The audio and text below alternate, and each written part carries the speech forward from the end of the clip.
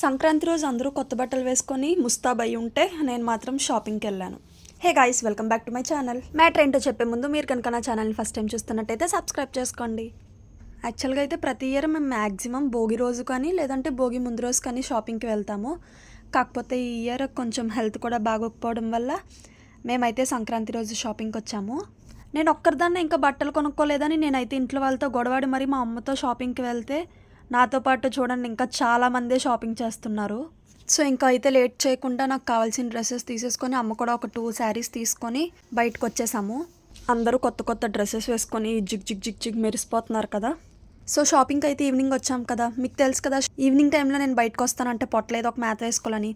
So నేను మా అమ్మ అయితే హాట్ చాట్ తిన్నాము. అండ్ హాట్ చాట్ ఎలా తినాలో మా అమ్మ నాకు నేర్పిస్తుంది, మీరు కూడా చూసి నేర్చుకోండి. హాట్ చాట్ తింటున్నాం గైస్. మా మమ్మీ వెరైటీగా చాట్ తింటుంది, ఎలాగో చూస్తారా అమ్మ? చాట్ ఎలా తింటారు? చోట ఉప్పు ఉప్పు అని ఊరుకొని తింటారమ్మా. ఉప్పు ఉప్పు ఉప్పు అని ఊరుకొని తినాలంట.